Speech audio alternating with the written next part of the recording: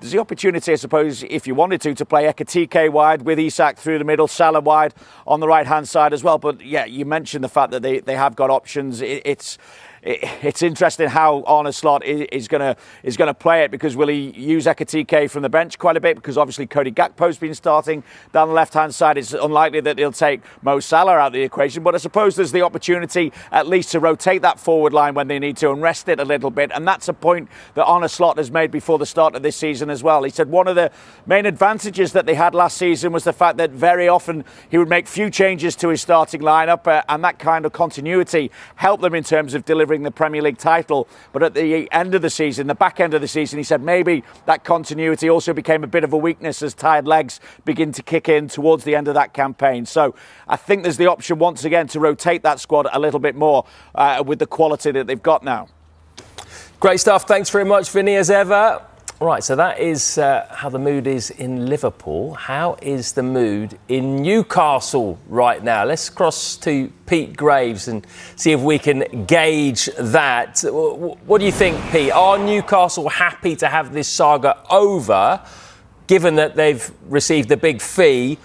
Or, given what they said in the statement, is there still lingering resentment over what happened?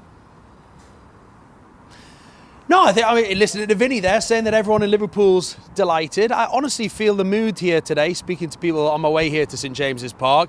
Everyone's really delighted here as well, that the sort of saga that's sort of cast a shadow over the entire summer is finally over. And I think most Newcastle United fans are just pleased that Alexander Isak is not a part of the Newcastle squad anymore. Now, let me just explain.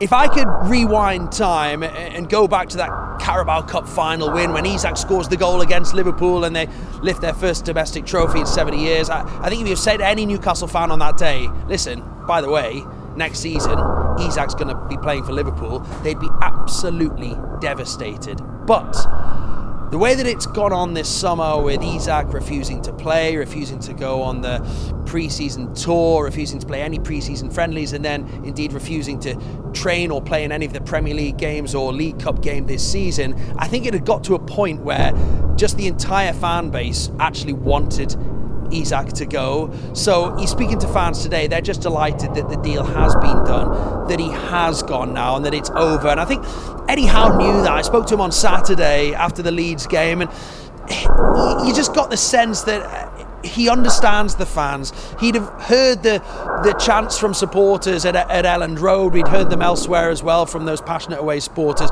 They weren't happy with Isak, and I don't think there was any way back. So I think Newcastle fans are pleased that it's over and that he's gone. But also that with the money that has come in, as you say, a Premier League record, they've been able to completely reshape their squad. They've signed a goalkeeper, a centre-back, a centre midfielder, 2 strikers and a winger that will all challenge for first team spots. So they've totally reinvented the first 11 with the money that's come in for Isak. So I think, the mood here on Tyneside is a really positive one. They're pleased with the business that Newcastle have done, and they are pleased that the Isak saga is finally over. Yeah, fans I'm sure are as well. How about the players? Do you think this might help them as well in some ways, because they can just get on with life without Isak too? Yeah, I think so. I mean, I think that the players that have been playing for Newcastle have remained unbelievably professional. Of course, Isak would have been a good friend of a number of the players in this squad. They were a very tight-knit group, aren't they? I mean, Eddie Howe insists on that. He doesn't sign anyone to the football club unless he feels that their personality would fit in with the other players here. And certainly everyone who met Alexander Isak would say, previously, he's a great guy. He's given his heart and soul to the football club. But something changed, didn't it, this summer once the interest came in from Liverpool. And I think that the players, and one or two have paid tribute to Alex on social media. I've seen the likes of Sven Botman and Anthony Gordon make their own tribute. And you can see the Gordon one right now, I believe. And I think that's, not surprising. Isak was a huge part of this squad, a very successful squad, a squad that's played in the Champions League, a squad that's won a trophy, a squad that's really transformed under Eddie Howe's leadership, and clearly there were friendships there.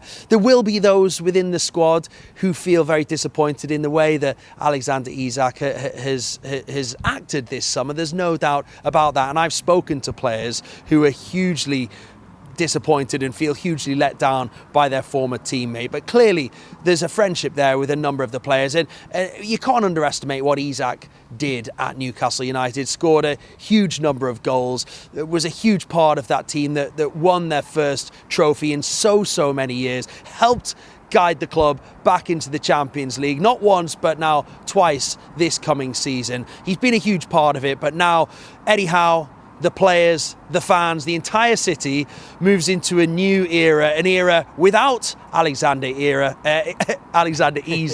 but it's an era that the fans are very excited about, I think, and everyone who you speak to today is feeling pretty bullish and excited about the future and the season ahead. Yeah, it feels like turning over a new leaf, doesn't it? Thanks very much, Pete. Right, so